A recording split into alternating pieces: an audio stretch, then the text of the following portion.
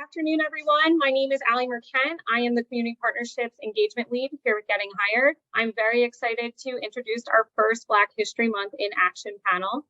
Before we get started, I have some quick housekeeping items. We have closed captioning available. If you'd like to turn them on, please do so by clicking on the closed captioning CC button located on the bottom of your screen. I'd also like to encourage everyone to take the opportunity today to ask our panelists any questions that come up throughout the discussion. You can ask questions by using the Q&A feature located at the bottom of the screen. We will stay on the line for about 30 minutes after the panel discussion, so please make sure to get your questions in and we will make sure to answer them before we finish up. I'll now pass it over to you, Amanda. Thank you so much, Allie. Hello, everyone, and thank you for joining us today for Getting Hired's third In Action panel series, Black History Month and Success in Action. The In Action series highlights what Getting Hired's employer partners are doing to attract, empower, and amplify historically underrepresented talent communities and identities. I'm Amanda Burke, head of Getting Hired, and I'm thrilled to be here. I'm a biracial woman that has brown curly wavy hair to my shoulders. I have hazel eyes.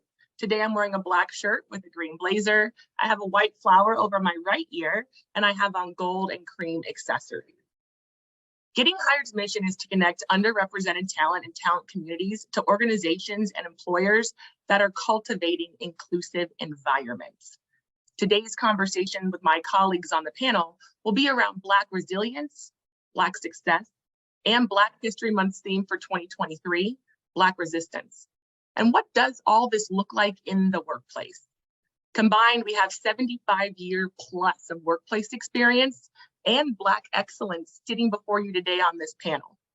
Each panelist is going to be sharing what their organization did in February 2023, as well as beyond, to support and amplify Black History Month and Black success in the workplace.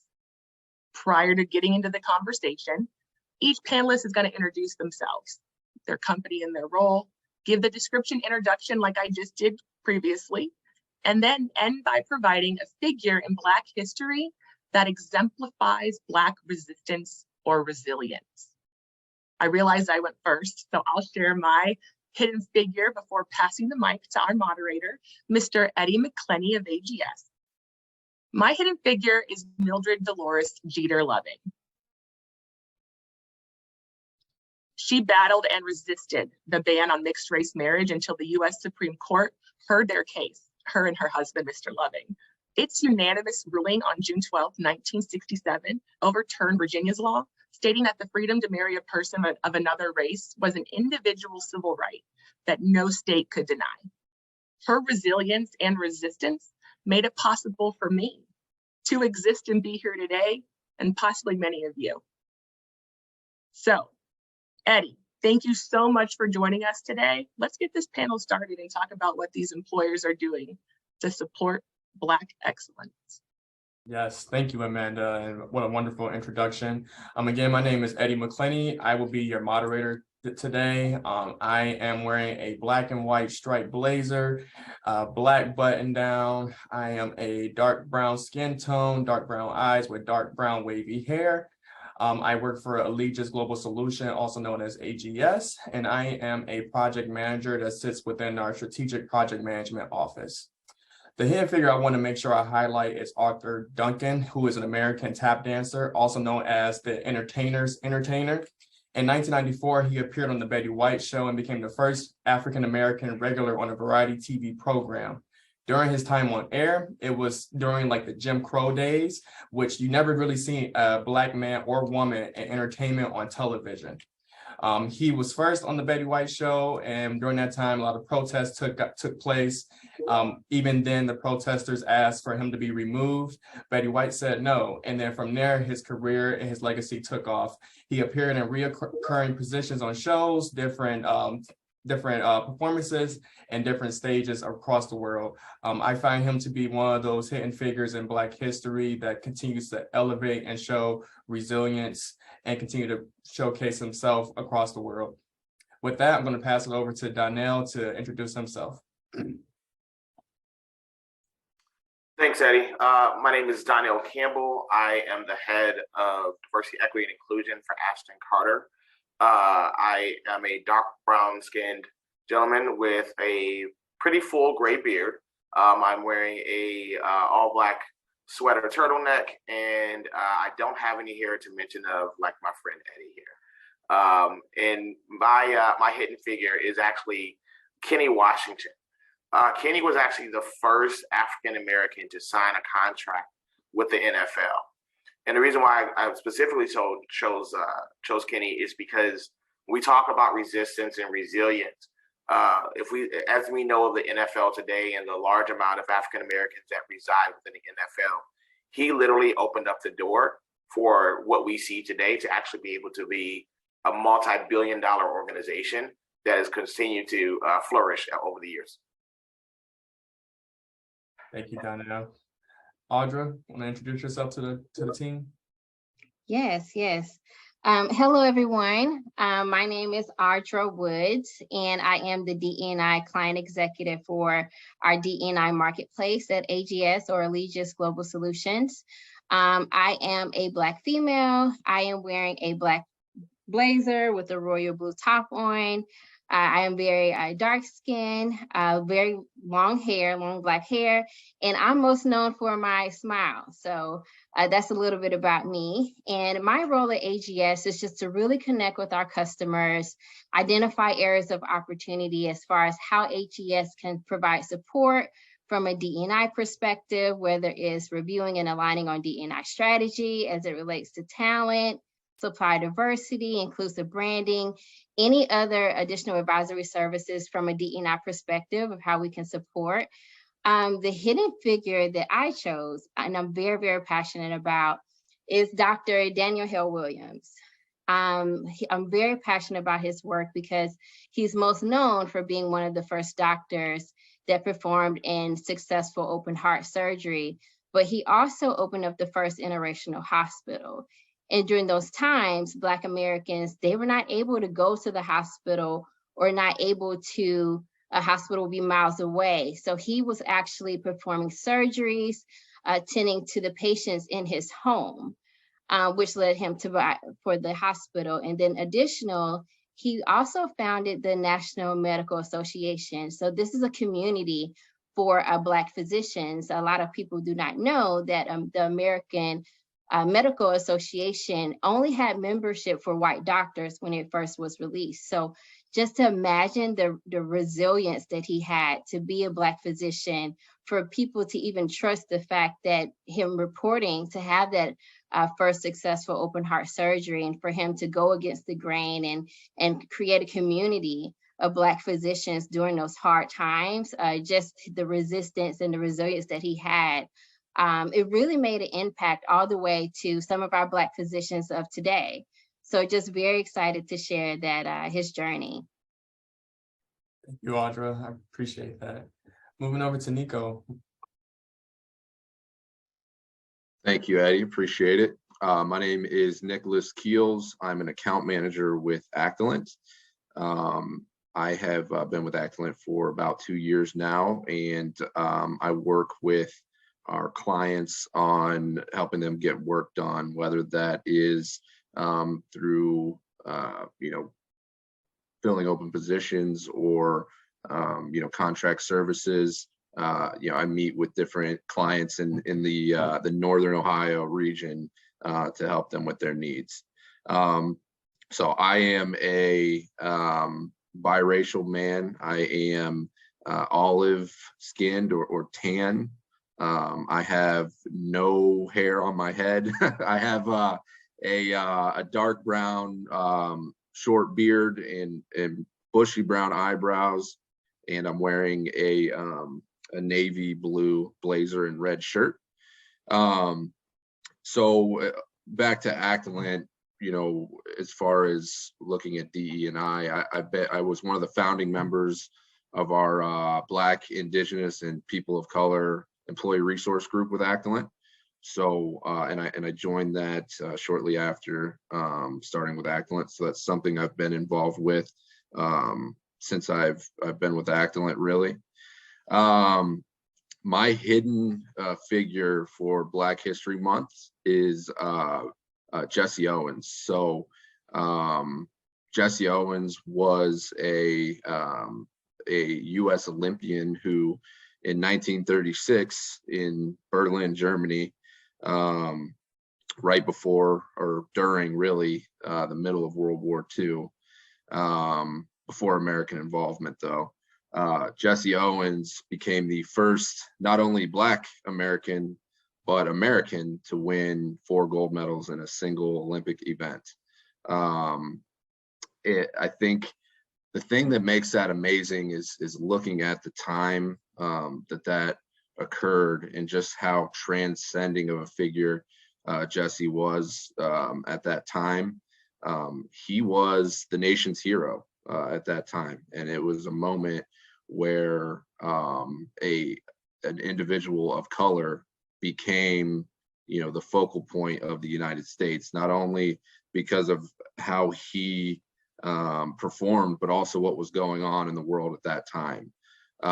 So, I think it's a very easy figure to look at, to gain inspiration from, and someone that all people of color, can draw inspiration from. And then also, he's a former Buckeye, so he gets double props from me. So just had to throw that one in there real quick. All right, you lost some cool points, so we just said Buckeye. So we're gonna move over to Mark. Last but not least, please introduce yourself to our viewers.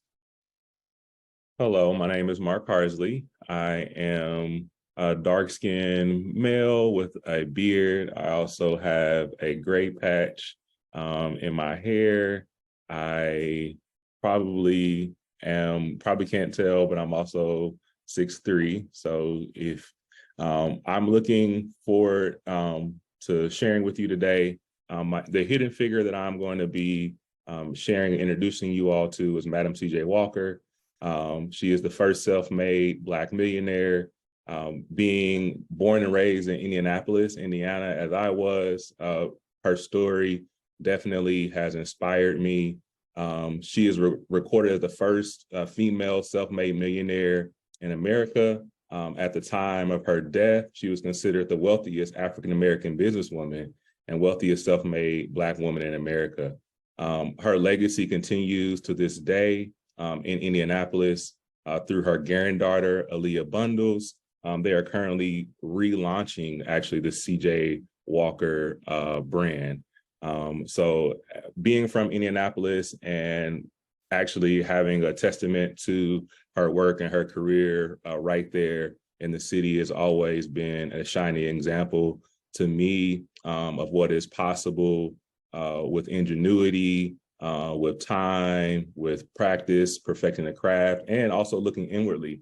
I see that Madam C.J. Walker actually took something, as many of us do, and took nothing and made something out of it.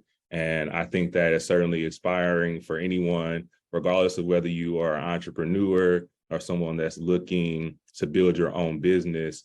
Her perseverance, her skill as a businesswoman, especially for the time, is really, unmatched.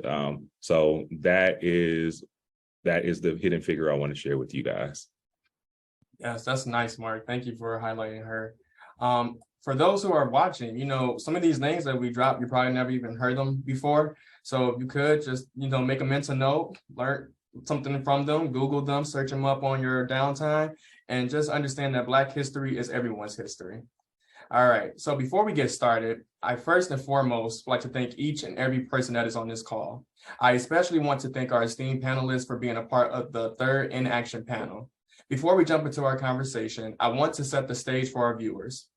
To be Black in corporate America comes with many hurdles, roadblocks, and setbacks.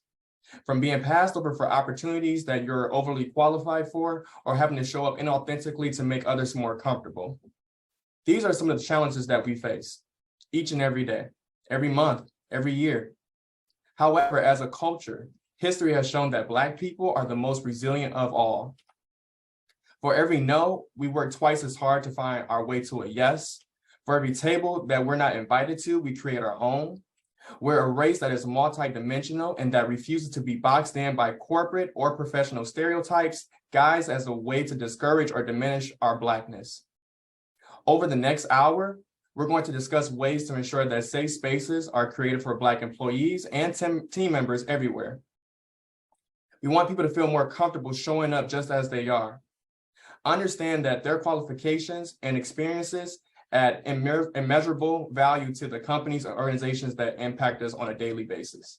So with that, we're going to jump into some questions. I hope my panelists are ready, because I got some things I want to talk about. I got some things I want to dig into with you all. So the first question I want to go to is Ardra.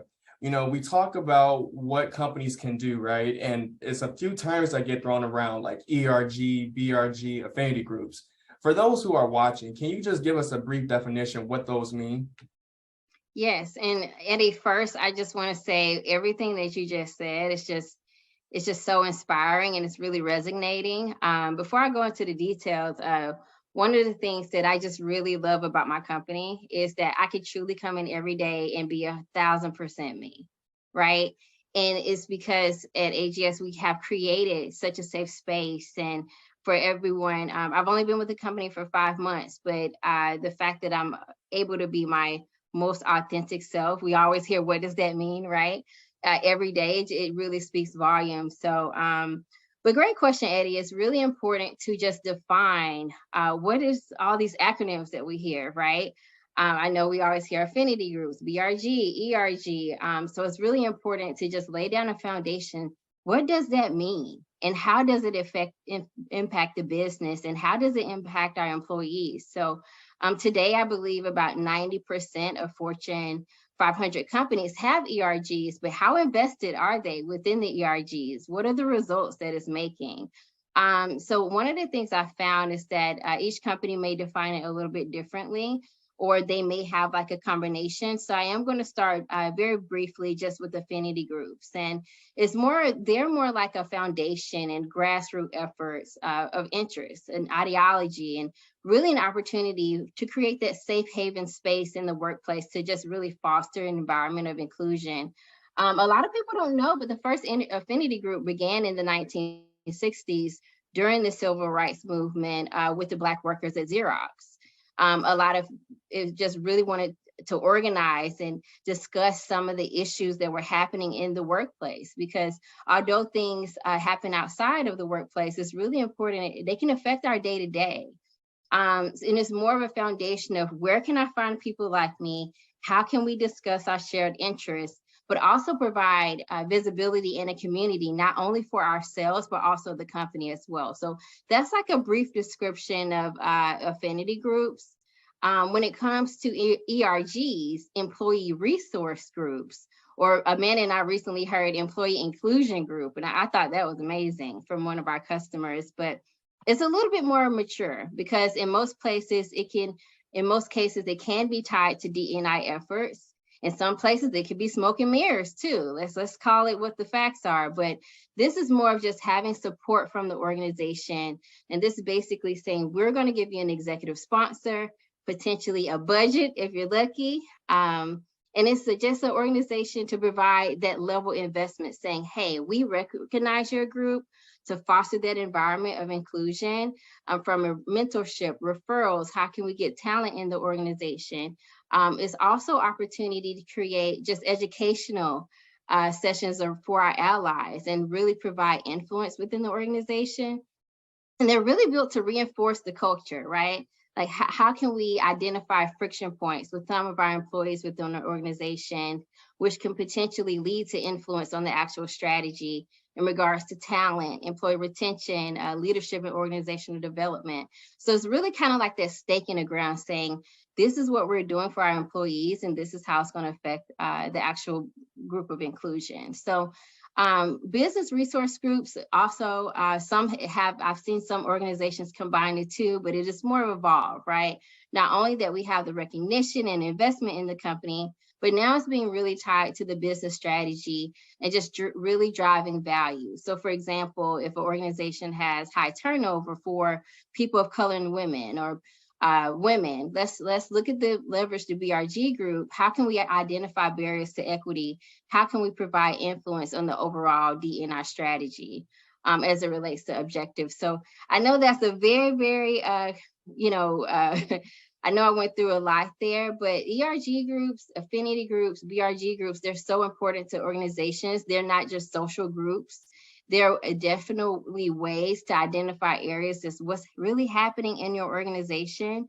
And it's important that these groups are leveraged and being impactful, especially if that executive leadership is there at the table hearing it firsthand. So I hope that answers your question, Eddie. I know I gave you a very, very detailed, I know you said quick, but I'm working on it. A little bit about I wanted to make sure I'm detailed in that. No, no worries. Hey, don't apologize. The more information you can provide, the more education we can give to our viewers. I love everything that you hit on, from the ERGs, the BRGs, affinity groups, the new term I learned just yesterday, EIG. I know for AGS, I came part of this organization 1.5 years ago, and you get your welcome packet. The first thing they say is just sign up for an ERG, and it's like, okay. And I went through my list, and I'm like, all right, we're sorry to say this, where my Black people at? Because I don't see us on this list. And so that inspired me to want to start Empower within AGS, which I would definitely dive into later. But before we go any further into ERGs, I want to just talk more on the affinity groups and what that means. And I've heard through the grapevine that Donnell, I think you had started some type of affinity group at Aston Carter. Can you elaborate more on that? Yeah, Eddie, thanks for that. And I'm going to try to tell a little bit about the backstory of it. So it exists within Aston Carter, but also within our two sister companies, Accolade and Aerotech as well. So this affinity group started off when we were all underneath the Aerotech umbrella, and it's been passionately named Strong Voices. Excuse me. And when you think about exactly what we're talking about here, it's really a way to give a voice to the voiceless, right? And that's where that name kind of, quite frankly, came from, because we knew collectively, individually, our voices could potentially be, listened to, but not necessarily heard. But collectively, if we work together as one strong individual unit, so it's one strong unit, we could have a very strong voice, and that's where that came from. So that was you dated me a little bit, Eddie. So I've been with the organization for 20 years. And so we started down that path probably about 15 years ago at this point now. And when I say we, that was a small group of, quite frankly, Black men and women in this organization that were doing some pretty solid things. But quite frankly, because of how large the organization was, half of us didn't even know one another. So it took a national meeting to come together. And, we all know how it is. You walk in the room and you start looking around for the people that look like you. You be like, hey, there go one. Oh, there go one more over there. All right. So we made it a point to when lunchtime came around that we all kind of just flocked to one another. And, okay, who are you? Where you come from? What do you do? All that great kind of stuff. And we made the decision right then and there that we didn't want that conversation to stop. We wanted to make sure that we stayed in contact with one another. And so hence the start of what, again, to Audra's great definition of an affinity group. It really is a group of individuals coming together and saying, hey, we think collectively we can probably stay, be able to leverage one another on various different things. Strong Voices is still existing today. It is not an employee resource group. And we're going to keep it that way because there is a difference between that. As Audra mentioned, like with employee resource groups, there's budgets, there's annual plans, things, various different things like that. But the Affinity Group was really set up for us to be able to have that safe space, to be able to have some real conversation and real dialogue. We're well over, I think, 400 members now between the three operating companies. And although there are some similarities to employee resource group with an Affinity Group, there's a clear defined definition between the two of us, not having an executive sponsor, not having a budget. And quite frankly, I think it's important that if anyone's building out an affinity group or anything you want to kind of get started like that, you need to ask yourself how much of this you want, because an employee resource group is focused on business outcomes. That's what they're there to do. Affinity groups are really more aligned to make sure that you are actually connecting people, that you're staying in contact, that you're kind of doing some of the things that are not necessarily directly related to the business that you're serving. Yeah, that's a wonderful, thank you for explaining that. That's a wonderful deep dive into strong voices and 400 members. Like, kudos to you guys for just getting that going from the start to now. Like, that's amazing. You know, just even if with the ERG, though it's business focused, just trying to get the membership and get people involved, because though we probably can't have super candid conversations because we have to make sure we're including our allies and other individuals, it's just really good to know that for those who are watching, if you don't want to start an ERG or a BRG, Affinity Group is a place you can just get your feet wet and start from there and have those safe conversations. Thank you, Donnell. And, you know, I want to jump over to Nico really quick, because I know you mentioned earlier in your introduction about being the founder of a BIPOC. Is it an ERG or Affinity Group? Which one? I didn't get the definition at the beginning. Yeah, Eddie, it's an employee resource group.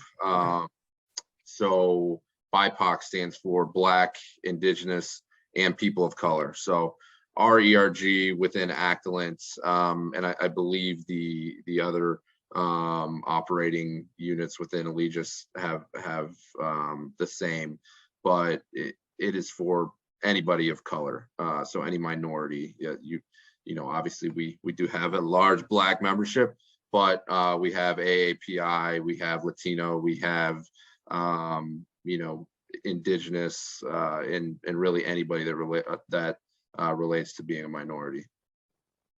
Awesome. Thank you for sharing that. And I want to ask another question. So when it came to getting that started and, you know, being one of the founders of it, what struggles or hurdles did you have to like face or endure in order to just get it off the ground? And I say this because, you know, here at AGS, we once had Embrace, which was basically similar to a multicultural ERG.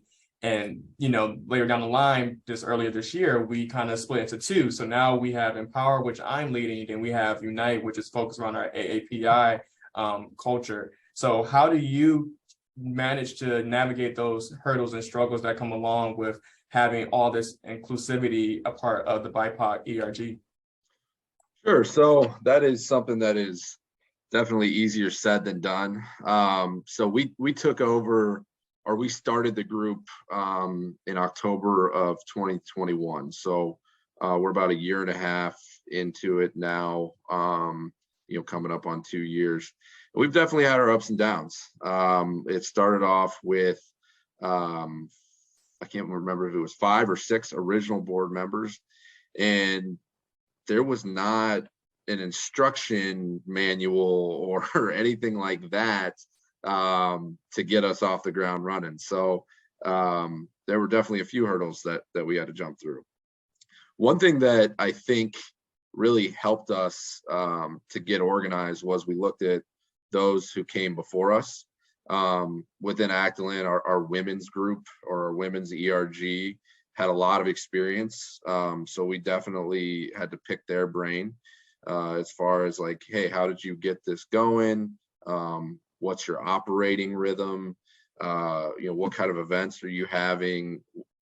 Things like that.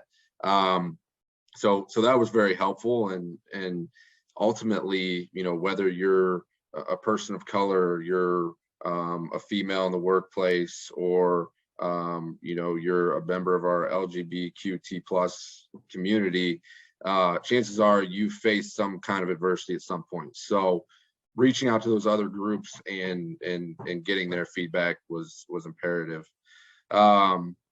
We also got to a point where you know, our group was very heavy on one side as far as you know, how people identified. So we became very quickly heavy on the Black percentage of members, and we're supposed to be inclusive for all minorities. So that was something that we had to look at as well, in order to continue to bring in you know, members of our Asian community, Latin communities, to make sure that they felt welcome and a part of it, because that's what it was all about. One way that we're still working towards this is subgroups within our committee, where we can meet, you know, on a smaller scale, or you know, have different operating rhythms, but then all still be a part of the same larger group. And I also look now, our board has changed a lot over the last year and a half since it started, mostly just adding people. And I found that, we were able to add people into leadership within our group that, are of an Asian background or are of a Latino background. So I believe that those were also keys to helping with, making it an inclusive group for everybody, which is what it was meant to be. Yes, no, and I love that. And I like the idea that you just said of just moving into like subgroups and having that inclusiveness amongst everyone's background.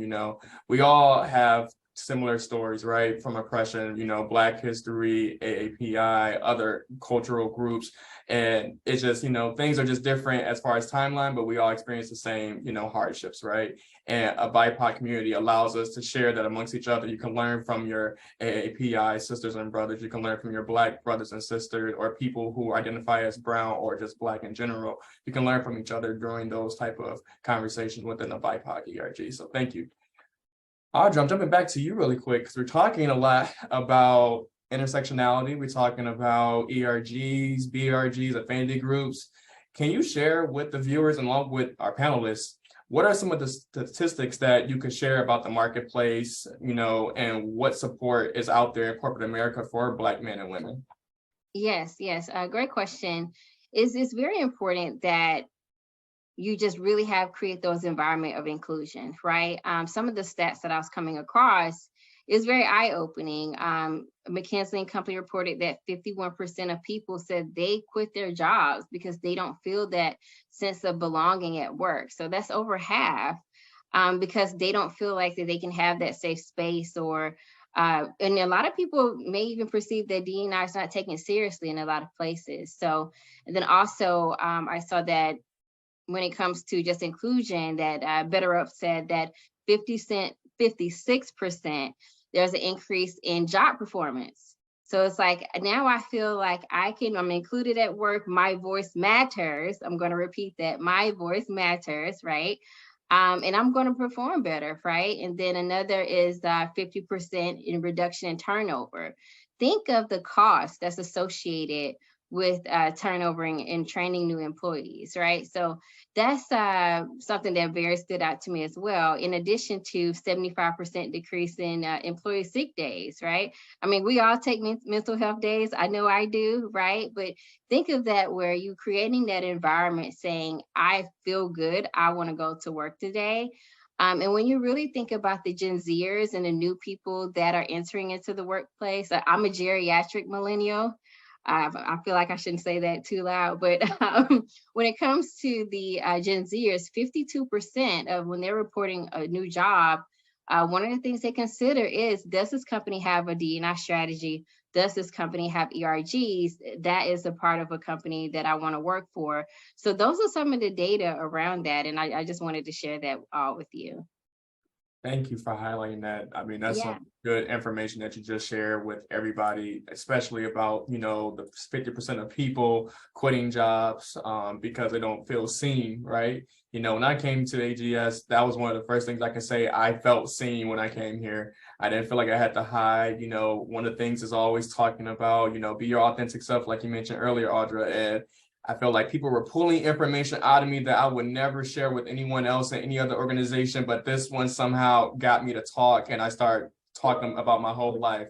And then even to the point where you said for the Gen Zs, I remember a few weeks into our new hiring program, and new hires were coming in, the first thing they come to ask me was that, hey, I heard you're a part of Empower. I heard you're a part of Embrace. What else is going on with the organization? How can I get involved? How can I support? Because that generation wants to feel included. They want to see change. They want to be at the forefront. They want to be the voices of the voiceless. And I think just highlighting that gives not only us some perspective, but the people who are listening from other organizations, from other companies, from other different backgrounds, to know that the benefit is your ERGs, the benefit is your BRGs, the benefit is your affinity groups, because when you invest into that, you're investing into your people, and your people have the dreams and the tenacity to keep moving that forward amongst the whole organization. So thank you for just highlighting that. And staying on the same topic of, percentage and statistics, what emphasis on diversity spend have you seen so far when it comes to DE&I within companies? Yes, so on average, I see anywhere between 25% and 30%. And what was interesting is before, a lot of companies were not tracking their spend. And meaning by that, as far as how much money are we spending with Black and brown and female businesses? And a lot of companies were already organically doing that, right? I know at AGS, that's one of the things that we're really pushing as far as tracking our spend. We have a great mentorship for our suppliers, where one of our mentor suppliers are already 110% in additional spend that we're spending with them as far as other companies. So I definitely wanted to highlight that. It's a big, my grandfather was a farmer, so I could talk about supply diversity and what minority owned businesses mean to me. I'm not gonna bore you all with that, but the goal is to ensure that, yeah, you want to increase spend, but think about the economic impact, right? It's deeper than let's just increase the dollars that we're spending. Think about the opportunities, the jobs, the generational wealth that you're also creating as well. I'm going to work on my brief answers, Eddie. I'm working on that. No, you're fine. You are totally fine. Jumping over to you, Donnell, it's kind of like a two-part question. One is that what did Ashton Carter do this month for Black people or Black men and women? And then the second part is, how are they engaging in supporting their Black talent and Black success this month and beyond? Cool. Thanks, Eddie. A few things, right? I mean, our BIPOC ERG, which is affectionately known as Bridge here, they led the way this year with what we did for Black History Month. One, we had a spotlight of employees that was put up on our social posts and everything, and people got to understand a little bit more about not only just them, who they are as people, but the journey that they've taken to get to the respective positions that they are in our company. So we got a lot of great feedback and a lot of interaction there. We also did something that was not necessarily just relevant to just Ashton Carter, but it was Ashton Carter, Ackland, and Aerotech. We did an all OpCo BIPOC ERG panel. So we did that across all three, and we had some really good conversations about Black resilience and Black resistance and what that means in our world. Now, that in particular was just for the ERG members. And that goes to the, and I'll go to that in a minute. But then lastly, we communicated to each one about how the different work that was being done in those, in those specific spaces, on how they could be able to go about celebrating Black History Month. So every week there was a post from someone from the BIPOC ERG that went into what we call, like in our internal social post things of like various different things that you could do to kind of support that piece of it. That flowed right into what we've asked, not just our BIPOC ERG, but all of our ERGs to focus on, which is we wanted to do an 80-20 look at things. So 80% of what our ERGs are doing are focused on the members, right? 20% is focused on how they can impact the organization. Far too often, and Audra can probably attest to this as well, far too often, we bring these ERGs in, and then companies they develop ERGs, and then they want to put the weight of the world on these ERGs, and now they feel obligated to turn the company around and do this big thing to kind of move them in these various different places. Well, I'm of the mindset that those ERGs or those underrepresented groups didn't get the company necessarily to that point, so they're not going to be able to necessarily turn it around by themselves. There takes some allyship that's involved with that, and so we wanted to make sure that their focus were on the members and how that looks for them. To your second point in your second question, kind of just the different things that have kind of impacted us.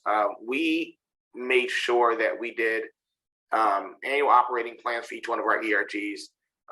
There is also a piece of it that rolls into the various different things that we're obviously very excited about that we did with them.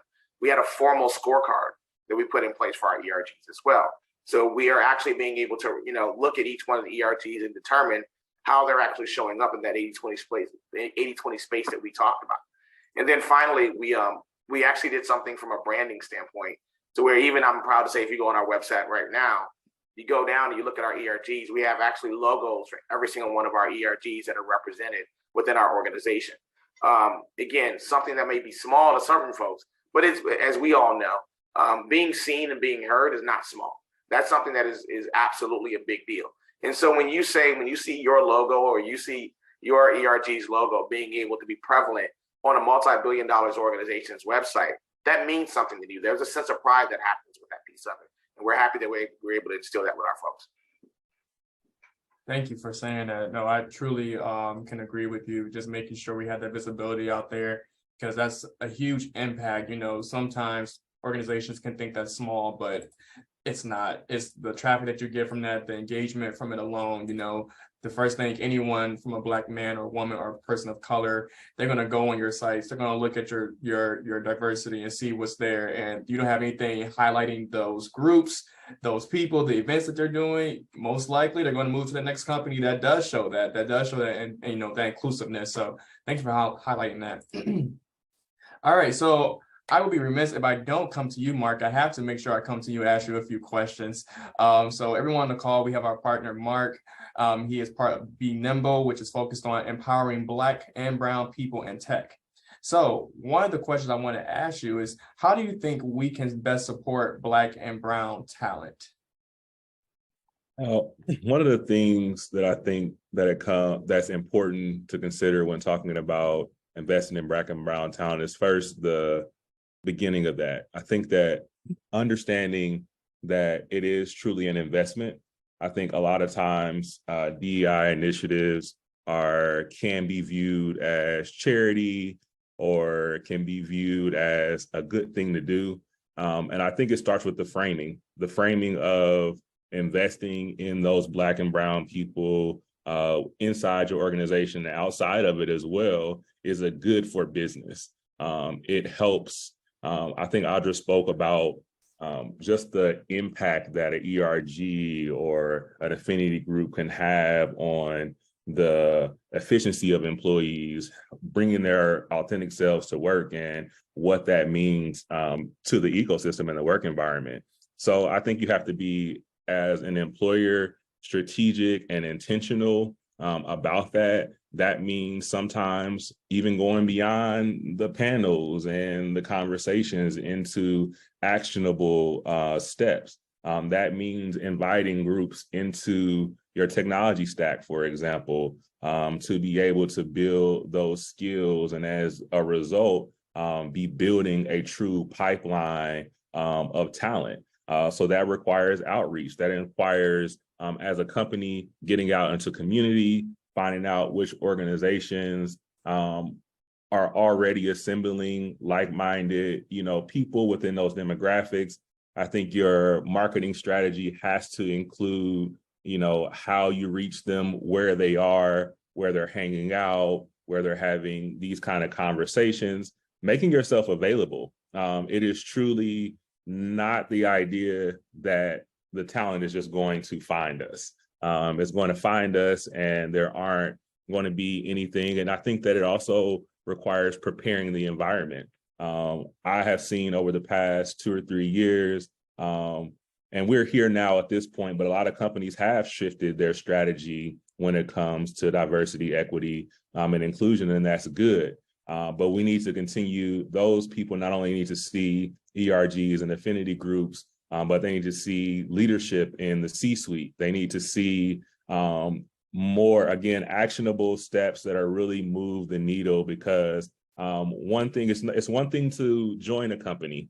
It's another thing to be invested in. It's another thing to be developed. It's another thing to have mentors and people within that company and that organization that are truly going to get you to the next level in your career. And I think those are just a few examples of things that employers can do and the way they should be framing their initiatives in order to see the best results when it comes to the creation of a better, diverse talent pipeline.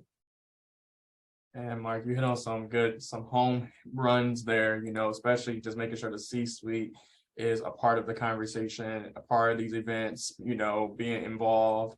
And we need more of that. Those are the leaders that are, behind the doors. Those are the leaders that are at the table, and we need them to hear the conversation that's being had.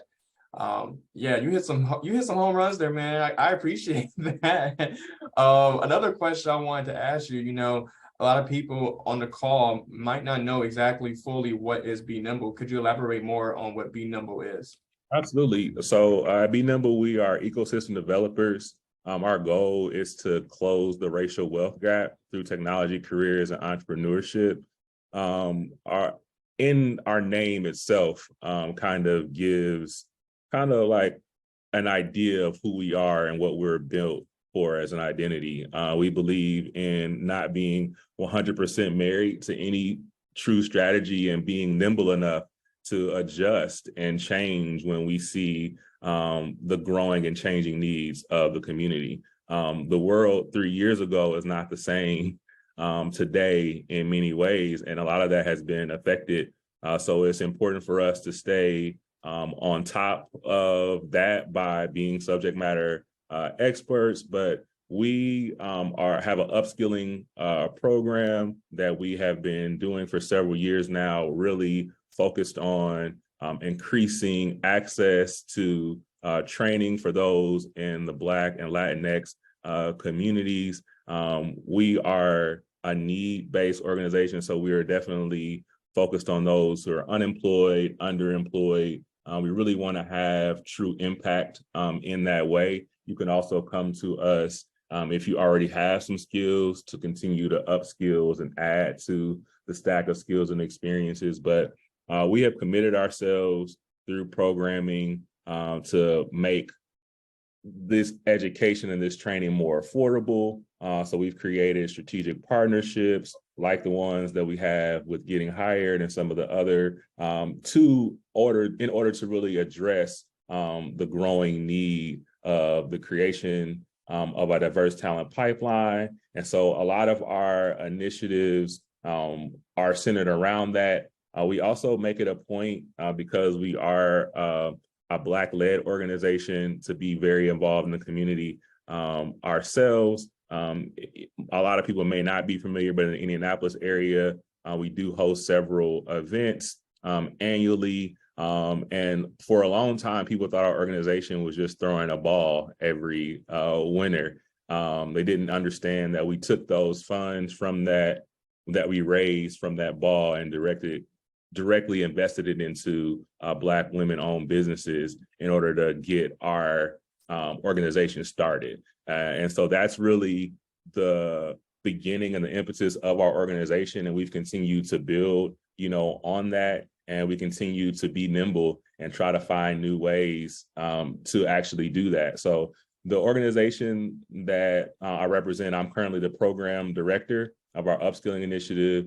And it's been great. It's been awesome just to do the work on the ground as someone who's walked the path that many of the people I'm interacting with are in. And so just to summarize and close things up, I think to summarize what we do at Be Nimble, we really are in the business of creating what we've needed ourselves as professionals to excel. And so we've made it our point to, if we see something missing within our work, within our community, we're going to be about making sure that we're a part of the solution. And it has been met with a lot of openness and receptiveness by partners and people that we've been doing this work with over the past 6 years.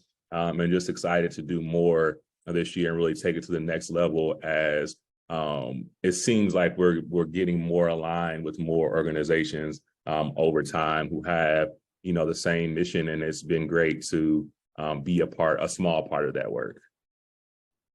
And that's awesome. I hope everyone that's listening took in some notes, go on LinkedIn, start making those connections right now, because you guys are doing some phenomenal work. So thank you for highlighting that for all of us. I do have another question for you, Mark. So what's one thing you're excited about that's going to happen this year coming down the pipeline for Be Nimble? One thing I'm really excited about is working in the upskilling space. There's a bias sometimes for those who receive non-traditional training as their path into a company. This is something that tends to affect those who are Black and Brown more. Graduates of boot camp and alternative education programs have a much slower placement rate within companies. So to solve that, we're really excited as an example to be continuing and building on a partnership with one of the largest pharmaceutical companies in the country, the world, Eli Lilly. We just struck up a partnership with them recently, and it provides 24-month apprenticeships to those who complete our training. So this is unprecedented access. Before they had previous guidelines that only allowed them to bring people into their environment who had held a 4-year degree. We were able to work with them to have that removed. And now we are in the process of getting those people skilled and then placed directly into those companies. And so I think this is both an example of something I'm really excited about, but also what it's really going to take to be able to really see measurable results for people gaining access to roles they've been previously locked out from for multiple reasons. So really excited about that. I'm really excited about that we were given very specific and niche goals to reach as a part of it. And we're really excited to be changing over 50 lives this year by getting them into careers with family sustaining wages. That's really important. That's a really important thing for me. And so although we have so many other things, I sometimes think that it's a little bit mind-blowing to me that we're going to change 50 lives this year by getting them into a career and adding that to the training they have. And they've been able to do this with us for free. So we're really just excited to continue that work and continue to take things going forward, and really excited as well about continuing this Getting Hired partnership that we've been developing so that we can continue to create more employment and placement opportunities like that for those within our network and those who are hopefully in the future will become your coworkers. Hopefully, that's my goal. Nice, Mark. That is amazing stuff, man. I mean, changing 50 lives, getting people into their careers, getting their skills up. And I heard you mention free, which is another, like, wow, like that's amazing. Thank you for just the work that you all are doing and will continue to do. That is going to wrap my questioning right now. So I want to open the table up for Q&A while we have a few minutes left on the call. So again, thank you, panelists, for just taking the time out to answer these questions and just share some insight to not only me, but also to our viewers. All right, let's see what we got for Q&A.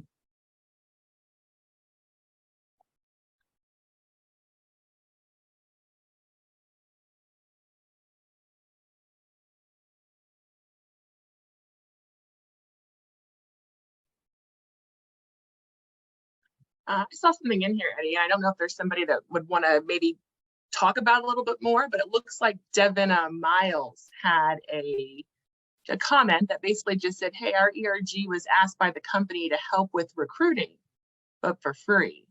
And I disagreed with that and said they should pay us more beyond our normal employment salary for that. So I guess in the spirit of some of the things that we're talking about, Devin, thank you for sharing that, by the way. Does anybody have any thoughts there? Because just like Mark mentioned, oftentimes we got to be the change we seek. Donnell, what are your thoughts? Yeah, I saw the comment down there, and to your point, right? I want to definitely thank them for the question, but I think also there comes a balance point here. Like if you remember earlier in this piece, I talked about the fact that ERGs are out to be able to help align with business objectives, where affinity groups are like a little bit different. So if you are talking about an ERG, one of the things that's kind of an expectation, I would say for almost, and again, I'll lean on Audrey a little bit more for this because she's more in the marketplace than I am at this point, but I would say almost every company leans on their ERGs for help for recruiting. And if you want that voice, if you want that access, if you want people to have a greater experience of the individuals that we're talking about, then I'd rather be asked to help on that side of things, because I think far too often what we hear time and time again is that no one's bringing in someone that looks like me. No one's, we don't see enough of these folks in these different places. Well, here's the opportunity to attack that. Now, as far as getting paid for it, again, every company's different as far as how that piece of it looks for them. So I would probably leave that up to the respective companies to decide if that's something that they would so choose to do. I would tell you that for us, it's an expectation of part of the ERG. You say you want to impact things, we're going to lean on you. Now, if you're saying to fully do a talent acquisition job and you're asking the ERG to stand up a full TA department. Now that's something a little bit different. But if we're talking about, I think it depends on the levels of which you're being asked to participate in it. So, but for me, I would welcome the opportunity to be more involved in the hiring process, because then you can help be the person that helps remove some of those biases and implicit biases that are in place sometimes when people are going through the hiring process.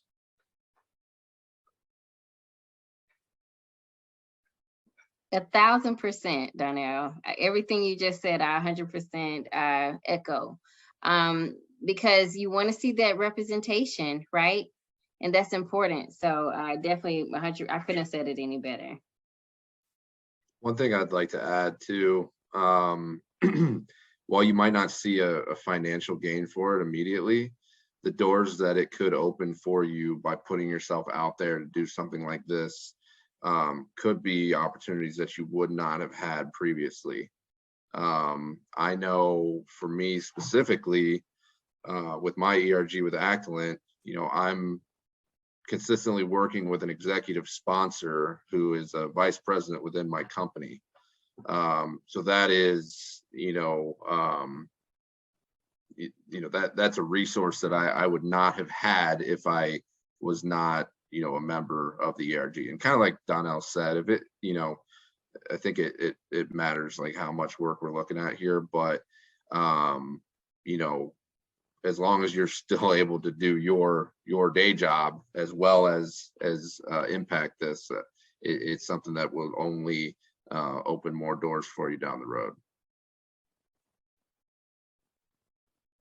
Absolutely. Thank you guys for bringing those insights. There's another question that was here from Deborah Berry for Mark. How do you determine internal success? That's a good question, Deborah. I really think that internal success obviously starts with being in the game, to start out with. But I think you really have built a successful pipeline when you're acting in this way. I think when you have a problem within your organization, and I think that the problem of diversity and talent is something that we're all solving for in different ways within our different roles. And I think a good internal program is showing those inside and outside how to navigate the existing barriers that they have.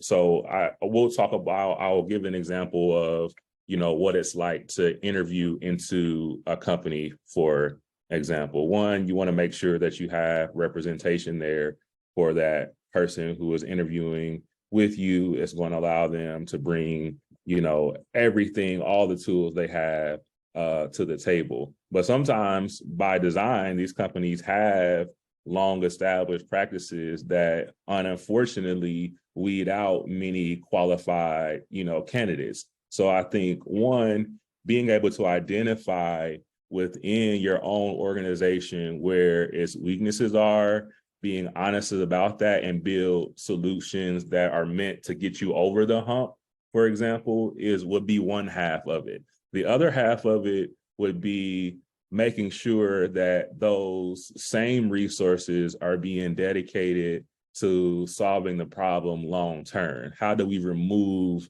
the barrier altogether? The reason why I think this is a two-part thing is because I think a lot of times, a lot of the effort is put on the barrier that is currently existing, and we will show people how to get up and around it, but we don't put the same effort and energy into its removal altogether. I feel like when you do those two things at the same time, then you really have a chance at truly being intentional and impactful. And you may not be able to say that you're truly successful, but you're on your way, because one, with that, you've created the environment. You have acknowledged that there is an issue to begin with, and you've made actionable steps and plans for the removal, of that. And then the current employees that you have get to be a part of making the work environment and the business better for everybody as a result. So that's kind of how I would define internal success, and think there are several metrics that you can create from yourself based on that and for your organization to hold yourself accountable to doing just those things.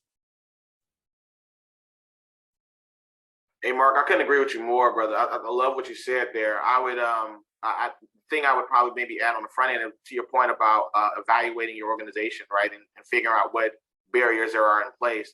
I have found a lot of benefit from an organization outside of my organization coming in and evaluating my company.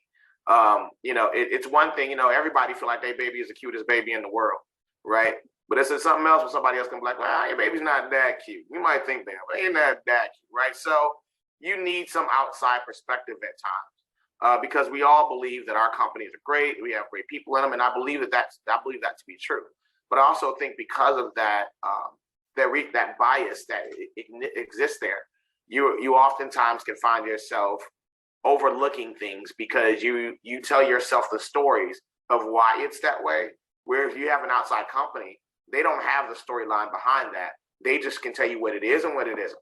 And so, again, everything you said, but I would highly recommend bringing somebody in from outside of your company and allowing them to do that evaluation on your company. Absolutely. Good points from both of you, man. And thank you for the questions. That concludes our Q&A. But again, thank you all of our panelists for being a part, from just highlighting the things that you have done within your own organization, from sharing insight from the marketplace and percentages of what that does to organizations and companies, to even just hearing about Be Nimble and all the efforts that you're doing to help get people employed, to give people jobs and give them the experience and skill sets to do the things they want to do and basically make dreams come true, right? For those who are watching, again, don't matter if you're an employer watching, a colleague, a friend, someone shared the link with you, or a part of a talent pipeline, you can go and start an ERG. Go join one. If you don't know how to start one, join one, sit in and learn a few things, grab some tips, and then take the next step. It don't have to be as big as an ERG. You can start with an affinity group, but just go out there and gather those people who have similar voices and stories just like you, because the stage is meant for all of us to be amplified. The spotlight is on all of us. And it's stages like this that we can share our stories, we can share our impact, and we can connect and bond with one another. So if you don't have one, go start one. That's my challenge to everybody on this call. If you're viewing, go out there, make it happen. You are the person, the conduit that's going to see the change that you want to see that's going to take place in your organization. So with that being said, I am your moderator, Eddie McClenny, and I just want to say thank you to everybody for joining today, and have a great rest of your Tuesday. See you guys.